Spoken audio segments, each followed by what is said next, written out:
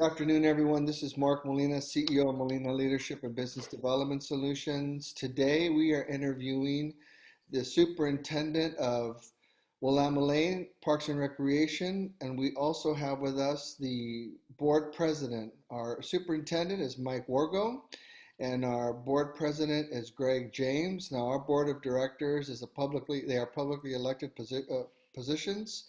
And we're looking forward to discussing with Willamalane today, with their leadership, the strain, the struggles, the hardship, the realities that they are facing as they serve us, the citizens and residents, the community members of Springfield, Oregon. We have some real challenges ahead of us as a community, and what we want the residents and those that come to Springfield to recreate, to enjoy our community, to understand that we are indeed in this together. There is no doubt, but it's going to take some time to recover. And what does that look like for a Parks and Recreation district? So, Mike, I'll begin with you. If you can make an introduction of your education and your background, please. Sure. Again, my name is Michael Wargo. I've been superintendent here at Willamalane since 2018, but I've been here since 2016. I hail from the East Coast, but got here I was an executive director at a small park district down in Louisiana prior to me coming to Willamalane. So I have a master's degree in health and physical education with a concentration on sports management. Love parks, love recreation, have over 30 years experience. I've worked in Division I college athletics. I've worked in the wonderful world of fitness, but truly my home and where my heart is in parks and recreation. And really happy to be joining you this afternoon, Mark. Very good. Thank you so much. Greg? Absolutely. I am a native-born Springfield citizen. I was multi-generational, as a matter of fact. My parents were both graduates of Springfield High School, and they married and had two boys, and I was one of those. And I went on to graduate myself from Springfield High School. All of the years growing up in Springfield, Willamalane just celebrated their 75th anniversary, and of course I've only been around 59 years of those 75, but I have been, Willamalane has been part of my life for as long as I can remember. And I started my career as working in the maintenance department at the Springfield School District, and over the years ended my career 36 years as the purchasing manager for the school district, Springfield School District. And so I retired about 2 years ago. I've been on the Willamalane board for 17 years.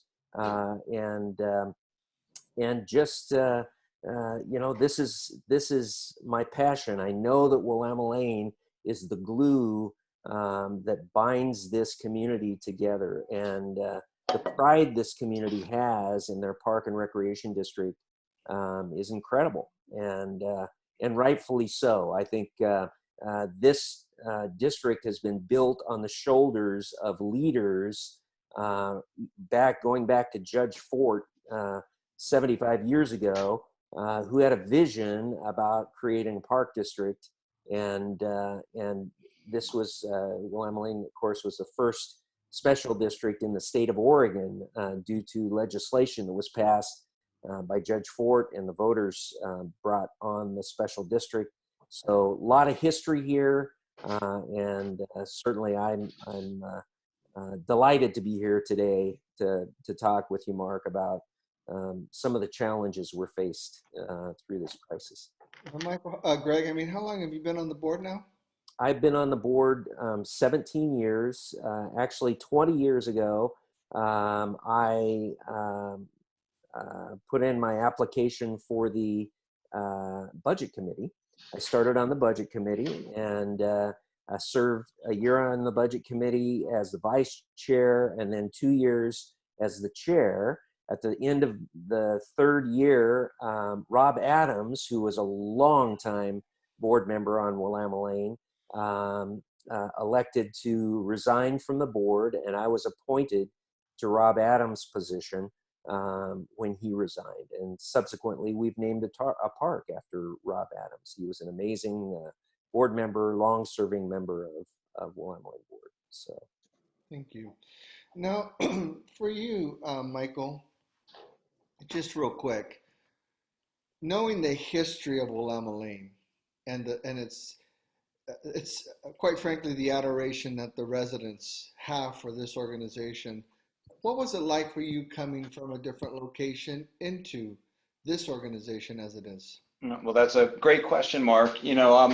I'm someone I like to do my homework, and at the time that this position or a position became available that I was very, very interested in, it was a deputy superintendent position back in like 2015, 2016. I did my research, I did my homework, and I quite frankly I'd never heard of Willamalane before, because there's literally hundreds of different park entities, and I was predominantly on the East Coast and the Southeast. But once I started researching this wonderful park district that serves 60,000 plus people, and all the things, all the amenities that they have, two aquatic centers, they had just purchased the Thurston Hills Natural Area, developing these trails, the Willamalane Center, which is now named after one of my predecessors, Bob Kiefer, 100,000 square foot recreation center. I was like, holy smokes, how do I become a part of that? And then just reading a lot of the comments on social media, and that's, it's like a blessing and a curse, the information that's out there. In this case, it was definitely a blessing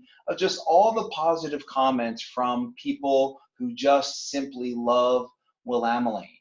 And, that's in alignment with where I am is, I love parks, I love recreation, I love service to the community. And to be a part of that, that got me and my family to move from Louisiana to the beautiful Pacific Northwest. And it'll be up to Greg and the board, but I don't want to leave. So I'm very, very excited to be a part of this. Well, it's such a significant organization within our community. I moved here when I got out of the Army in 1995 and moved to Springfield after a few months in Eugene. And one of the things I've recognized about this area from that time frame were the parks, the beautiful parks. And it was stunning because growing up in Texas, the parks were always dry and hot, and it was not always the most pleasant of scenes, right, just by virtue of the climate. But the parks here are just beautiful and well maintained. Yeah, I'm sorry. Yeah, so I think we have the best of all the worlds. When I worked in Mercer County, which is in central New Jersey, and that was providing services to over 600,000 people. We were really a large organization, but a lot of times when you work for an organization that is that large, you really don't get like that feel of and that sense of community. And the one thing that Willamalane does really well is, we have 46 parks, 1,500 natural acres for people to enjoy, 15 miles of trails for people. But we also have over 500 programs a year, which really elevates us to what we call a gold medal standard. And what that is Mark, is we belong to the National Recreation and Park Association. And that's basically the governing body that really makes sure that people are doing what they need to have high quality parks and recreation and set certain standards for folks. Well, back in 2016, we won the gold medal, meaning we were the best park and recreation organization, not just district, organization in the country that served a population our size. So the bar has been set very, very high, and I have no interest in lowering that. I'm always wanting to be upwardly mobile with that. That's very good. That's a big deal and great news for Springfield, Oregon. Now, I knew Bob Kiefer and did lots of work with him in the community. And I understand why that site was named after him. Greg, at that time, when it was time when Bob was retiring and moving on, what was the board looking for in new leadership, and why did you guys choose Micheal? Well, I can tell you that Bob Kiefer, you knew Bob, and he had incredible energy and incredible passion for what he did. And he was an innovator. We did not get to the sports center as it is now without being nimble and thinking outside of the box. And I think those are key to the type of leadership that we saw we wanted perpetuated in any superintendent that of course you're never going to have a carbon copy of anyone, and nor would you want that, but having the passion and the vision and the ability to be out of the box and think about how we can better meet our community's needs, and be engaged and be out in the community and be working with the chamber and working with the city, and being someone who could be respected at a high level and represent the district in a way that would build on our reputation as being one of the best park and recreation districts in the nation.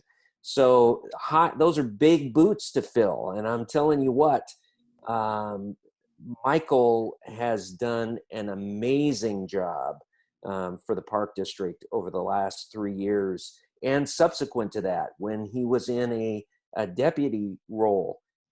Changes that were made within the recreation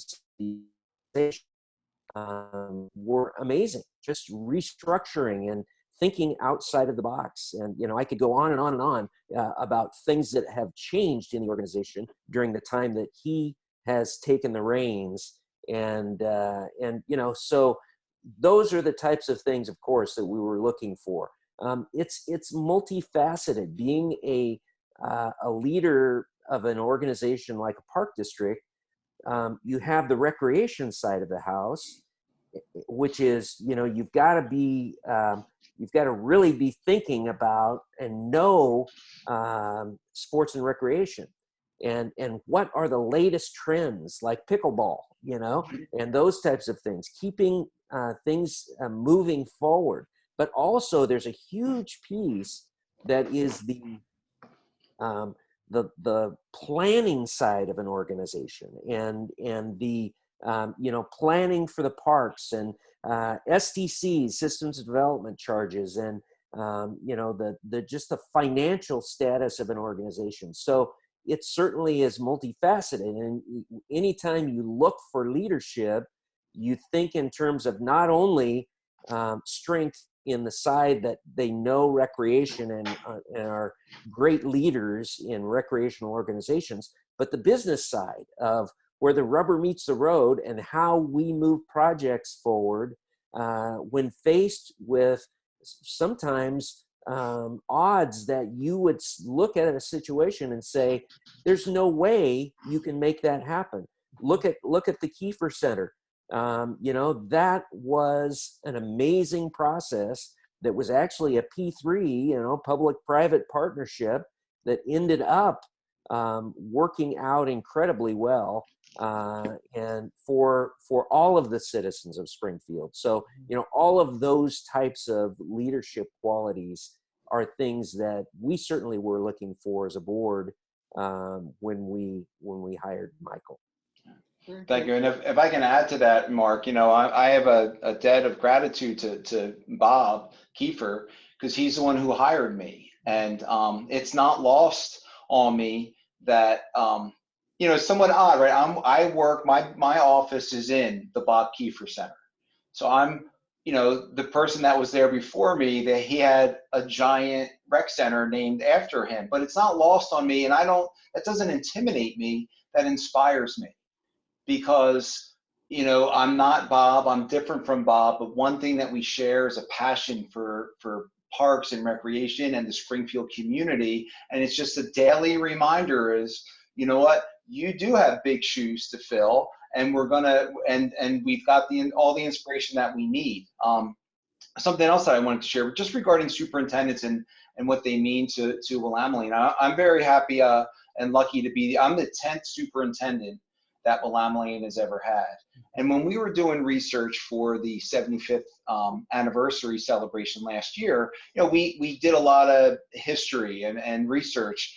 And because of that, I was able to develop a friendship really with, I knew Bob already, but with Dan Plaza, who was the superintendent prior to Bob, and then Gary Walker, who's still in town.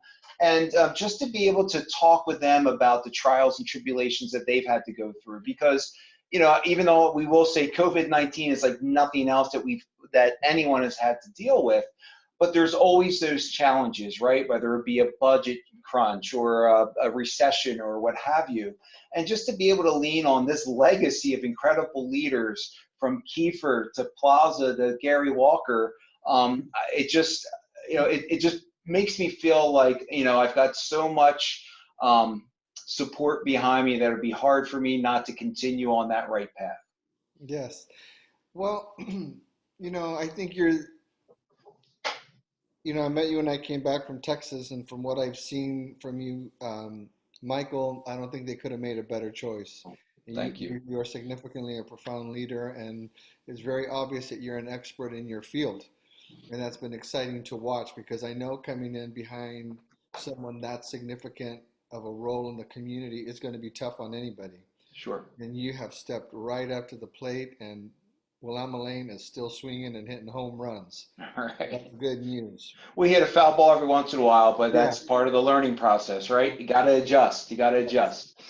So before we move into the pandemic, what's it like for Willamalane being a part of Team Springfield, and how significant is that, and how does that help the organization? Micheal, I'll start with you, and then we'll go to Greg. Yeah, Greg will really be able to talk about some of the large scale projects that they were able to accomplish when that $20 million bond measure was passed back in 2012. But just to be able to be part of, so Team Springfield, for those who don't know, is it's a partnership of the 4 major government agencies which reside in Springfield. So that's the Springfield Utility Board, the Public Schools District, Willamalane, and the City of Springfield. So we meet generally monthly just to talk about issues and the ways that we can support each other. We will partner up on projects. Economic development, is a big push for what we're trying to do. Sharing resources. But what I can tell you is, I know we're going to get to the COVID piece, but as soon as this crisis broke out, I reached out to the new city manager. I reached out to Todd Hamilton, the superintendent of schools, and Jeff Nelson at Sub, and said, hey, we're going to have to really be very nimble in all this. How about if we have a twice weekly call to support one another? So ever since mid-March, we have been getting together on a call just to share about how are you going to handle this, or how can we help you with this? You need parking lot space for this. Help with graduation, you name it. And it's, as I mentioned before, I worked in county government before, and there were departments within that same government organization that couldn't get along together. But here are these 4 organizations that really are only connected by geography, and you couldn't find 4 more supportive of one another organizations. And Greg's got some amazing stories I know about trail development and major projects that we wouldn't have been able to get done at the value that we had without their help. So I'll turn it over to Greg. Yeah, Team Springfield is one of the things that is just, it's an amazing visionary group. This started way back with Bill Morset and Sid Lykin years and years and years and years ago. And it was really around how can we support each other in areas that we have overlap. And there's overlap in many of the things we do. And the closer we work together, the more overlap we realize there really is. Whether it's the Park District doing after school programs for kids in the schools, or if it's, uh, we had a utility project. We had a project. We were doing the mill race path, Right. Yep. And that path, we were on a 2-year process to get that path done because of the building cycle and the time that we could do work and those types of things. Well, it just so happened that Sub was putting in some sewer lines and doing some work along the same area that we were going to be working as well.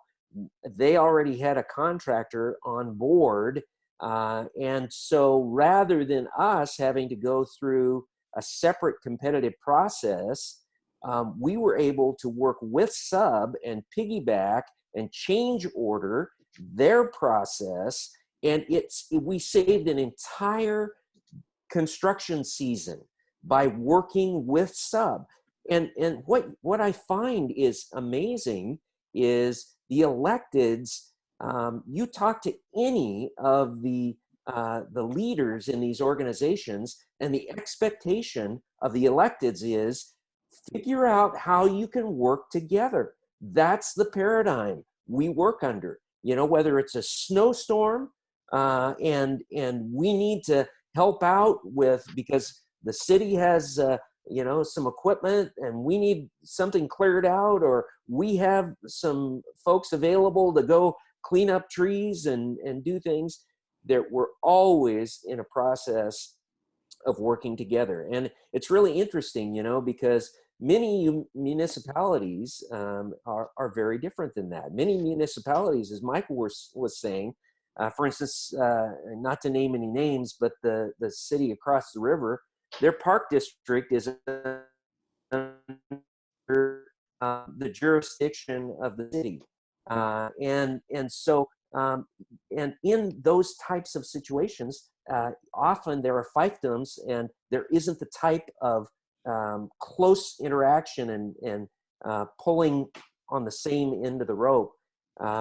For us, it's an expectation. The electeds, you talk to any of us and we'll say Team Springfield is where it's at. We help each other and we get much more done than we could on our own, by far. So there's a synergy there, and when we go back and talk at conferences and talk about how we have blazed the trail in this area, people are just astonished that we're able to think collectively and work collectively. And this is, I chaired back in 2000, I think it was 2008.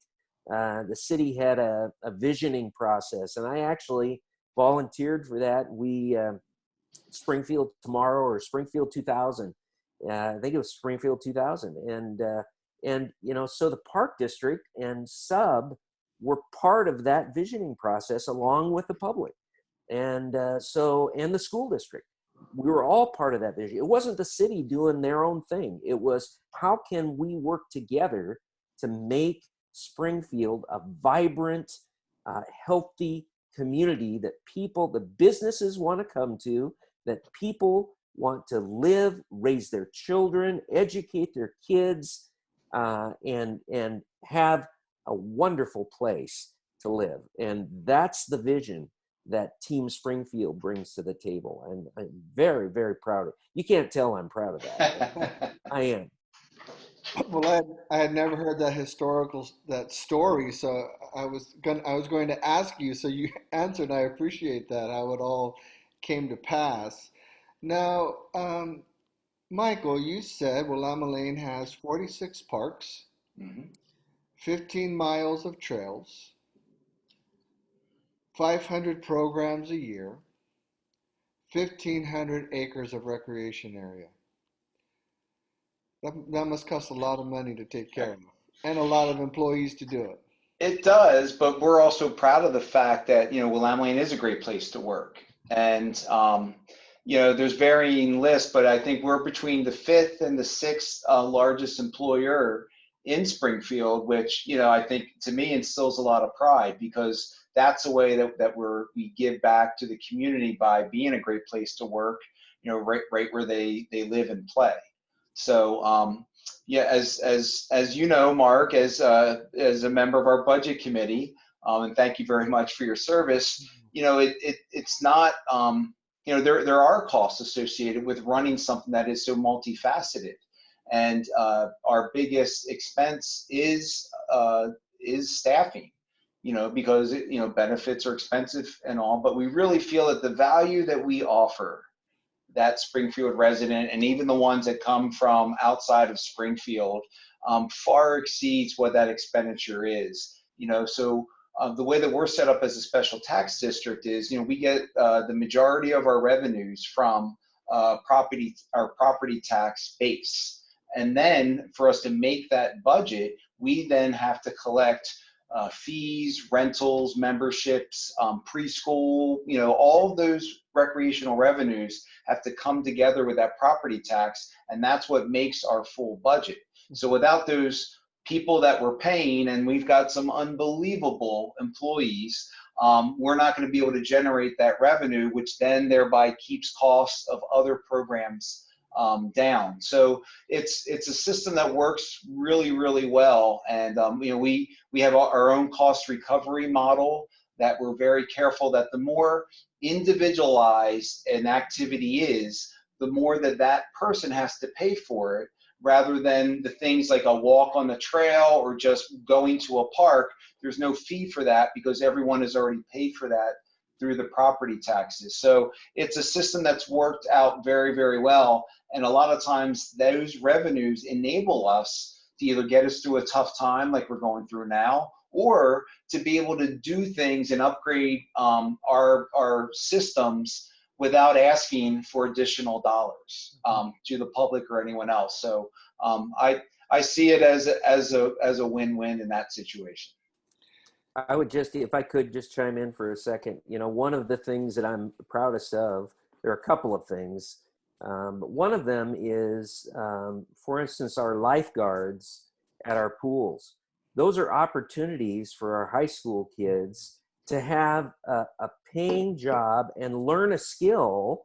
And as Michael said, those are great opportunities for those kids, to be trained in something, to have some responsibility and work their way through maybe their junior and senior year of high school. And many of those kids have gone on to be future leaders and gone on and gotten a college education and worked their way up in the organization. So, great opportunities like that within the community. And yeah, I was going to say that those young lifeguards, that's legitimate leadership training for them. And I know several young parents in their 20s that were lifeguards and worked at the swim center at Splash, and I know some who just graduated high school and some that are currently working there as lifeguards. Well, obviously we're closed right now, but this theme of leadership that I see coming out of this young generation that work for Willamalane in these areas of aquatics, overwatching the children and the programs and the families, you can't replace that kind of leadership opportunity. Yeah. And we even have some real-time examples, Mark, in that, Tracy Cribbs, she's our program manager for events and operations. She started, first she was slinging pizza at the concession stand at Splash, and then she was a lifeguard, right? And then, so she got a taste of parks and recreation, and that started like a whole lifelong dream of hers to work in parks and recs. So she went on, got her education, and has moved all the way up the ranks from a coordinator to a supervisor. And she was just recently promoted in the last, I think, 6 months or so as a program manager running a whole department, all of our rentals and the adult activity center and all the great services and special events. So there's a lot of stories like that. And that to me is part of giving back and being good role models and say, hey, look, not everyone's going to be Michael Jordan or Tiger Woods or anything, but if you want a career in parks, recreation, athletics, all of this activity, well, come on aboard. We've got room for you. Yeah, and you have a lot of, pre-COVID, you have a lot of after-school programs, a lot of children's programs in the summer times and before and after school, and the breadth of employment opportunities for people in our community via Willamalane because of these programs, and the amount of families that you care for Right. and support, it's almost mind-boggling. And you're not even a school district. Right. I mean, one thing, you think about it, we have programming for expectant mothers, and then we've got things all the way into our senior population. There's not anyone within the cycle of life that we don't have something for you. And I don't know many other industries that can provide that. Now, you just mentioned something. I want to just take a few Well, minutes. we started with the young Greg James, and now you think That's about right. 28 or how many of, all these years later, Greg is also walking proof of that. So sorry. It's so hard to be funny on these calls, right? Yeah, no, it's okay. I really want to talk about something real quick that Yep. I just turned 56. And there's one thing that I'm really starting to notice now as I shift in this season of my life is adult activity center for Willamalane. And then as well as three of my older siblings have already passed away. And COVID has, you got to protect the elderly because of their compromised systems. One of the things that I truly appreciate about Willamalane was one of the main reasons I applied for the budget committee was because of their emphasis at the Adult Activity Center to make sure that the elderly of our community have a place to participate, they have a place to express themselves, they have a place to belong because everyone is working so much these days. We know about all the swimming and the art and all these things, but can you just take a few minutes, Micheal, and then to you, Greg? Why is this such an important emphasis for Willamalane, helping our elderly participate and belong in the community in which we live?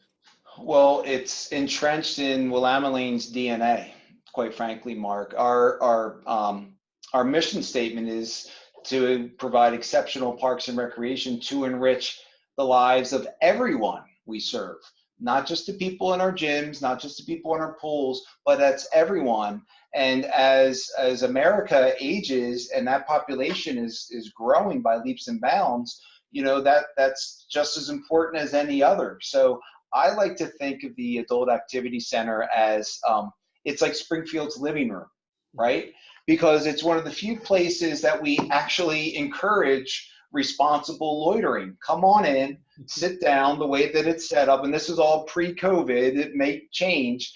But that's what just made that place so special is if you wanted to become active and you wanted to learn how to use your new cell phone or new technique for pickling and some other things, some really unique programming opportunities. But if you just want to sit there and socialize and talk with people, I mean, what a great place. I mean, I've never walked in there and not had a giant smile on my face because someone will grab me or tell me a story about what happened back in the day, and I just eat that stuff up. So it really is a special place, and we're always thinking of ways that we can hopefully be able to expand those offerings, and we've been able to do that in recent years. Mm-hmm. Very good. Greg?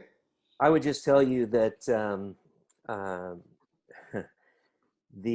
our adult activity center is hands down, not to denigrate or say anything negative about all of the great programs that are out there, but people come from all throughout the metropolitan area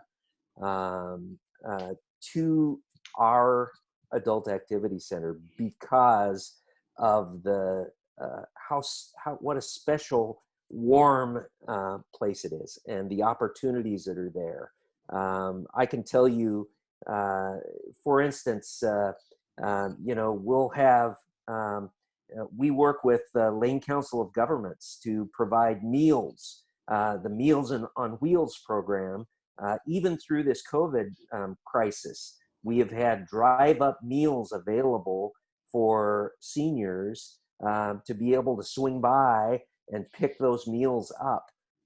And many of those seniors, that may be the hot meal that they have for the day. And so just having a place, I think we feel very much that, as Michael stated, we have an aging populace, and those folks, what they bring to the community, the deep, rich knowledge, background, and experience. I'm like Michael. I walk in there, and just to be able to stop and interact with I value that so much, because much of I the other day I was speaking to a gentleman there that had lived in the local area like 70 years, and so the knowledge of we were talking about how Main Street used to be when there weren't dams upriver, how Main Street used to flood, and so on and so forth, and having that knowledge and being able to interact and share with those folks is just, it's worth so much to have that opportunity. We often will have programs to get kids through our school programs to interact with some of the seniors, so they have an opportunity to hear some of that rich knowledge background of things that they otherwise would not know or get to learn about. So Very good. All right, well, let's pivot the conversation a little bit. Now, we know that Willamalane, like every other organization in community, the nation, and quite frankly, the globe, the world, you have not been immune from the effects of COVID-19. You've closed your facilities, you've laid off, furloughed your staff, you began to brace as Michael as the superintendent and Greg as the board president began to brace for the inevitable shortfalls of the budget. And now we're in phase one of opening the state of Oregon and beginning the renewal of our economy and the reinvigoration of our economy. Let's talk about what we know now that Willamalane is going to begin to reemerge with some programs and some operations. Well, I'll start with you, Michael. What does that look like? What can you tell the public right now about what direction that's going to go? Right. Well, I think, Mark, it all begins with safety, right? I don't think you can understate that at all, that the safety of our patrons, our community, and our staff are of utmost importance. And there's a lot of information out there, and sometimes it contradicts itself. So you really, but we feel like we've really been able to hone in on those organizations that can be a really good resource from us, from the federal, from regional, state, county, and even at the city level. So first and foremost, it's based on guidelines that we have to follow from an executive order from the governor's office. So that's not really up for debate, right? So we will be following in strict compliance, for the record, those guidelines.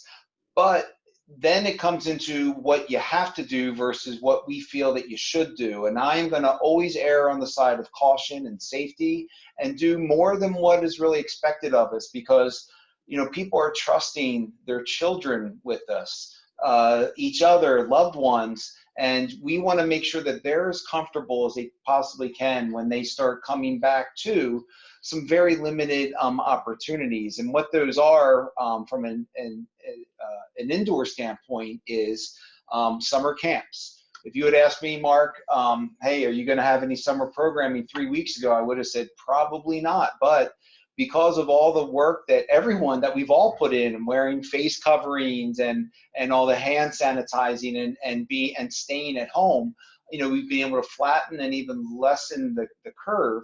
So the governor's office in the state have opened up some of those guidelines. So we are preparing right now to provide some summer camps for kids from the ages of 1 to 3, and then grades 3 through 5, and then grades 6 through 8. So we're not going to be able to offer as many camps, but the camps that we are going to offer, rest assured that they are going to be following all the sanitizing guidelines. Our staff is going to be trained. They're going to be doing wellness checks of the campers on a very regular basis.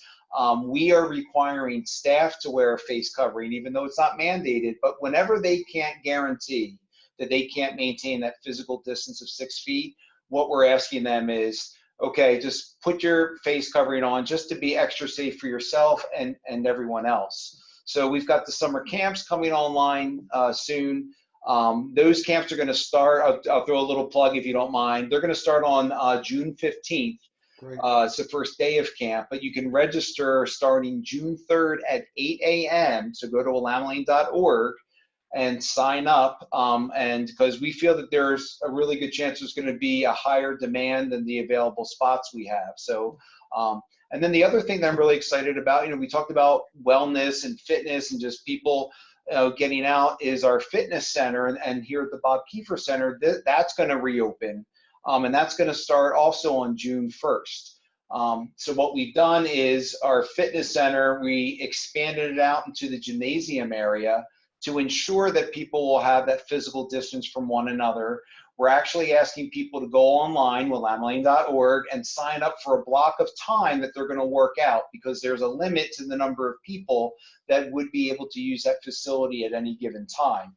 And then after that 2-hour block is done, then our crew's coming in, we're going to wipe everything down, sanitize it, and then a half hour later, the next crew. So it's almost like scheduling like a block time or like a tea time for you to be able to do that. So that doesn't happen without a lot of hard work. Our HR staff were luckily being able to call people back. So about 25% of the people that were either furloughed or laid off, they're starting to come back into the fold, and everyone's going to have to go through a reorientation program just to make sure that they know exactly what that expectation is for their and our patron safety. So a lot of good things are going on, but it's been a heck of a ride since mid-March, I can tell you that. Yeah. Greg, what can the community expect from the board as far as oversight and protective measures from the organization and the community? Well, I think Michael covered it very well. I think our job one is to make sure that people that our citizens are safe, and that and that's if you can imagine early childhood things. Kids are kids, and so having the appropriate number of adults to oversee those programs to make sure that that safe separation and sanitizing and things can happen. We're going to make sure that and I think Michael said it very well, that the citizens are safe. We're certainly as excited as anyone about the opportunities to reopen. I know there are people out there that are chomping at the bits to get back in the pools, and we find that people after a time of 2 or 3 months with a stay home, people are going to want to get out and be active, and we're very aware of that, and we will open safely, but we will certainly be on the cutting edge of bringing programs back on as the governor dictates and as the phases roll out. Our folks, we're asking them to be innovative, we're asking them to be nimble, and be thinking always in terms of safety first. But I'm telling you, this group, they're out of the box thinkers. I've said that more than once. If there's a way to do something safely and engage our citizens in opportunities for getting out into nature or interacting on a camp basis or those types of things, they're going to be leading that process forward in a safe and cautious way. But I think you'll see we have some real innovators at Willamalane. So. And Mark, if you don't mind, I mean, and we just haven't sat back and waited for people to tell us what to do. We've been very, very active. I mentioned about Team Springfield and getting that information, but also getting our word out. Our community engagement team, they've been participating, and when I say participating, really active members in the Lane County Public Health public information updates. So weekly, they're giving information that's happening here and some of our suggestions, and that feedback is being utilized as people are making decisions. I've been involved in the Governor's Regional Solutions team, giving feedback on opening up gymnasiums and fitness centers. I know some of our aquatics crew are, one of our supervisors, as a matter of fact, Regina Pancake, is the chair of the aquatics section for ORPA, the Oregon Recreation and Parks Association. So we're actually helping to drive some of this policy and have been very active members to it. We've been hosting a weekly call with other park districts from across Oregon, your Bends, your Tualatin Hills, and we've worked with the NRPA, and we've co-signed a letter to help get some funding from the legislation to help reimburse us and get us through some of this. We've got applications out there, but we're confident that some of that will be able to come through. So it's been great, as Greg said, some out-of-the-box thinkers, and we've really had staff step up, because I also think as a superintendent, it's been a great learning experience for them. You can be proactive even in a crisis to help solve problems. Mm-hmm. Something that we haven't even thought about months ago, and here we are right in the middle of it, and I can honestly say that it's paid off. Does it look like, do you have any warning, I was going to say warning orders from our military training, I apologize. Any information about being able to return to some of your pre and post school programs in the fall? Yes, as Greg mentioned, and I think my staff is probably tired of me saying, is we're going to crawl before we walk, before we run. And there has to be that general approach to this. So I really don't have that crystal ball. What I will say is this is, as the more people assist us with following those rules and guidelines, and what we're doing is making a difference, right? The science part of that is showing. So we can't just get lackadaisical when we start moving around, because the worst thing that can happen is another spike, right? Then we slide all the way back down. So we just have to baby steps towards this. But I'm comfortable that they're going to be able to move some things up. As early as June 5th, they've been talking about possibly moving into phase 2. And that would be able to provide us with some larger groups, really be able to do some things. But for us, I don't know, quite frankly, if we'll ever get to the exact point of where we were prior to COVID, because with flu season and everything coming up in the fall, mm-hmm. We just have to be really, really careful. This is a marathon, not a sprint. It's going to take a while.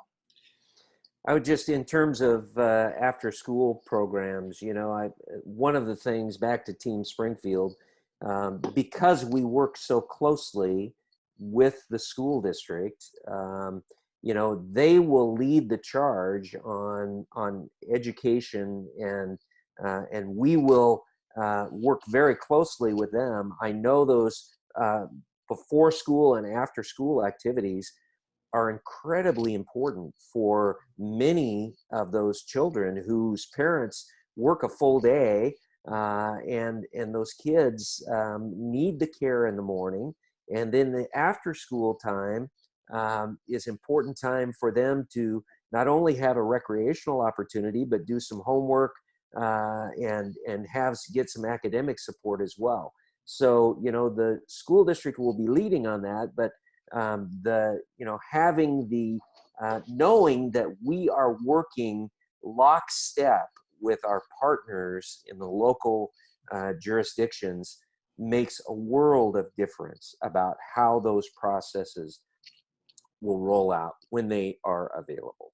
Right, and I also say with that, it's a really good point, Greg, is we don't see competitors, right? I mean, I also am involved in a weekly call with Eugene Parks and Rec, River Road, Park and Recreation District. So we're all on the same page and we're all borrowing from each other, because that's not going to help anyone if someone opens up a little quickly that other people may not be ready for. That can create a lot of confusion. But I can say that we are leading the charge, and I like where we've landed as far as our reopening. Well, it's good to hear that the school district will be part of that process or that timeline. When my kids, I have three older children, and they were all part of the before and after school programs for Willamalane, and so I know how critical a component that is for families in this area. And if the economy opens back up fully, then we're gonna need all these pieces of the puzzle to come back together so that we can all function together like we were. So I was just wondering if you guys had heard or not for the sake of the families that will hear this, if there was any word yet. No, and I speak a lot with Superintendent Todd Hamilton, and that I think he'd be a great person if you were asking other people to participate, because I think this is great information for people to get out. But they also have a lot of regulations, and they're waiting to hear from the higher ups in the state as well. But I know they're anxious to get going, but again, with a very, very careful approach. Well, let's talk just for a few minutes about finances. How does Willamalane look?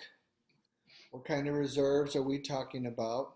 What kind of assurances can both of you make to the residents? I mean, we pay the taxes for this organization to be successful. I'm a homeowner here. I see my tax report at the end of every year. What can you say to them about management and emphasis? Well, I'll start. Go ahead. I'll never forget it, Mark. It was we have monthly public board meetings every month. It's the second Wednesday of every month, and at 6 o'clock. So everyone's welcome to participate. And that was right when COVID was just it was like a thing. People were like, is it safe? What's going on? And literally while that meeting was going on, and we were asking the board, and they were supporting us with canceling some events and things like that. That became like our ground zero. I mean, we were concerned that possibly a staff member had come in contact with someone at a veterans hospital, and thankfully, knock on wood, that wasn't the case. But I was just like, wow, this is another whole ball game. So since then, I just felt like it's been a sprint. But early on, and I've had full support from the board, I really feel that we made early decisions that really helped save us in the long run, where we immediately did a purchasing freeze. We immediately did a hiring freeze. Those were really important things that had just basically stopped. As far as what the impact was, we were losing about $86,000 a week in recreational revenue. So you extrapolate that out towards the end of the fiscal year, which is June 30th, it's over $1 million. So then, unfortunately, then we had to just, okay, this building's shut down. So we kept taking buildings offline systematically. And then behind the scenes, people were doing a great job in maximizing our efficiencies, turning lights off, utility use went down. A lot of great things were going on at our swimming pools to really, make those buildings as cost effective while being empty as possible. And they did a great job. And then, unfortunately, as the programs then all went away, we went from 500 programs to 0 programs virtually overnight, literally overnight. That's when we had to start making those really tough decisions about staffing. As I mentioned before, that's one of our largest expenditures. So we couldn't have people get paid when there were no programs. So that's when we initially had a first round of layoffs. It's painful for everyone, but we've tried to be as compassionate as possible and tried to give them all the contacts and resources that they needed for unemployment.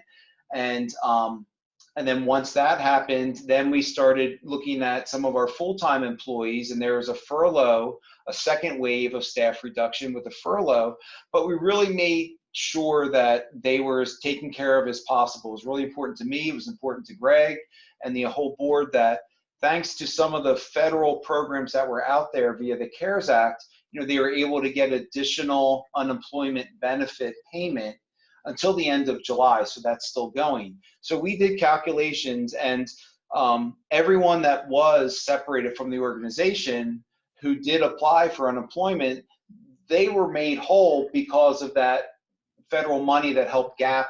So their out-of-pocket, their in-pocket expense didn't really change, and that was somewhat comforting. Of course, we want our staff on board. And then early on, I went to the board, and they were like, "This isn't even something to even talk about." I was like, "Can we continue to provide health benefits for those full-time employees that we have furloughed?" And they emphatically supported that. So that too has really helped, give back to those. But because of all these changes that we made early on, Mark, we were able to save over $1 million in staff costs as a result of acting so quickly and what I would say is responsibly. And I give, all the credit to the world to all the employees that we're now welcoming back because of the way that they handled it. Was very professional. They understood. They love Willamalane, and as we see when they're coming back, they're very, very pumped up to get back in the fold. Greg? Yeah, I would just say, Willamalane, during my tenure on the board and with my 3 years on the budget committee, we've always been very fiscally responsible, incredibly fiscally responsible. And I think it's an expectation that the board has, and as long as I've been associated with Willamalane, has always had. So we're always, so that's our expectation. And I think Micheal and the management team have done an incredible job under the circumstances to set Willamalane up for future success. And, we are very sensitive to the fact that we are here for our citizens. And so we are certainly going to be bringing those programs back on as we can, and making sure that the parks are in good shape to get people out into the parks and have some opportunities to get out. And I would say that, budget wise, we'll have a budget hearing. The board will in June.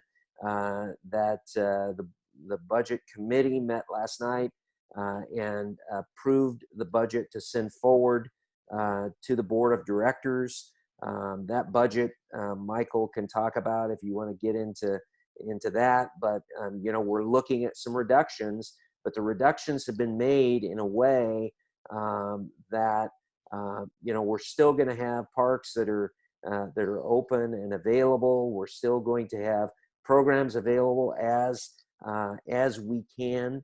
And the Park District is an interesting animal because, it's 60% subsidized and by property tax. The other 40% is from revenue we receive from user fees and those types of things. So as we can ramp up, we certainly will be prepared to do that. This year, we probably will, I would say more than likely, we often we haven't in the past needed to do a supplemental budget. This year, I think probably because of the dynamism of what's going on, we will need to reconvene possibly multiple times throughout the course of this next year to talk about where we are on track toward our revenue goals and expenses, and make adjustments to the budget. And thankfully, we have an excellent budget committee this year, of which, Mark, you are a part of, so you'll be part of that process. So, and thanks again for taking part in that. I really appreciate that. We can always have another conversation around budget issues. We've been going an hour now. So as we close, Michael, as the superintendent for the park for Willamalane, the Park and Recreation District of Springfield, Oregon, with the sheer breadth of services that are provided to the citizens, to the families, to the children, to the elderly, to the single parents, to every those that are hungry, those all the things that you guys do. What final statement of encouragement would you like to make to those that you serve as we begin to recover? What final words of hope would you like to offer them about Willamalane and your objectives? No, I appreciate that opportunity. What I would say is Willamalane's been around and in the lives of Springfield residents for 75 years. And what I do know, even though I'm not from here, but I've been here long enough, is this is a resilient community. It was built on the backbones of a lot of hardworking people. And this too will pass. It's going to take a while, but we're all in this together. And I hope that they just realize that we miss our community so much. We know how important we are in all of their lives, and we're going to make everything that we possibly can do possible to have them come back safely and welcome them from 6 feet with virtual open arms. Very good. And Greg, what final comments would you like to make to the community as board president, as the work of the board of directors for the community, for the organization? Well, I would just say that Willamalane is a foundational element to this community. And we are here to serve our citizens. And I know the work that's gone on in this organization during my time serving. And I have an incredible vision of a bright future ahead for Willamalane. And I think we've got the right people in place, and we've got the vision, and we have the community support, and Willamalane will be back.